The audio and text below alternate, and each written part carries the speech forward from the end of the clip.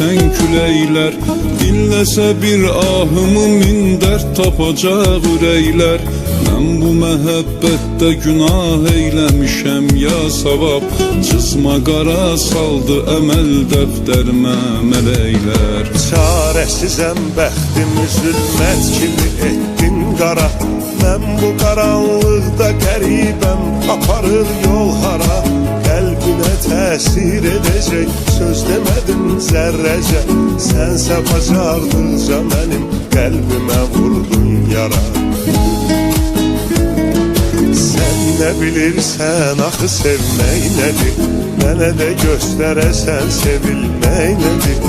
Ey gözümü yaşlı qoyan sevgilim, indi mənim halıma gülmək nədir?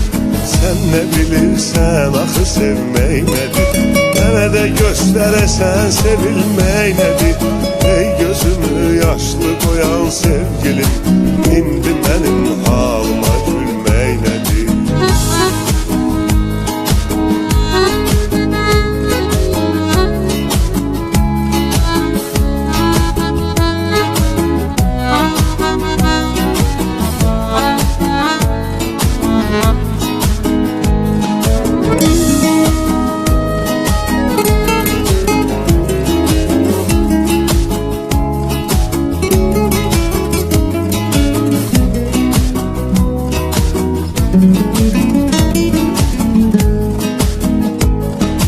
Hansı bir aşık bu qədər nalə və əfqan edər? Bir gülün eşqilə belə bağrını alqan edər. Həsrətin axırda məni öldürəcək sevgilim. Sən mənə etdiyi nə yar nə də düşman edər. Tük kimi incəldi vücudum, hanı məndən əsər. Gözlərimin yaşı inanma bu gedişlə kəsər. İnsafın olsun mənə qarşı nə rəvadır gülüm. Mən sənə can bəxş eləyim, sən mənə min dərdisən. Sən nə bilirsən axı sevmək nədir?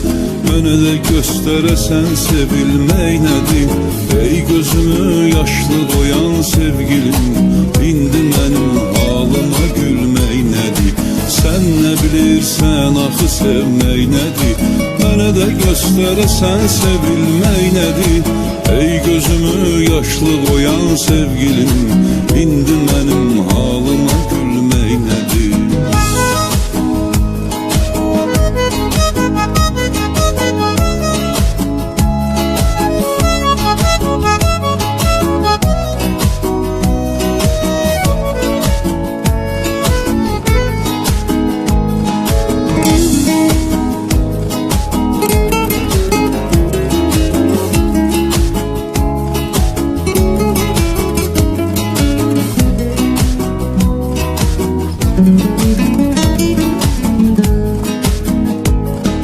Çıxdı həqiqətlər üzə, üzdü bu sevda məni. Sarsıdacaq intizarın məhşərəcən ta məni. Bəs mənə söz vermiş idin heç zaman ayrılmayaq. Bilməz idim ki qoyacaqsan belə tənha məni. Baxmayaraq heç nəyə istəyənə qəlbimdədir. Dil deyə bilmir sənə öz dərdini tilsimdədir. Gözlərinin sehrinə düşdüm, məni ofsunladın. Mən nə günah sahibiyəm, söylə günah kimdədir?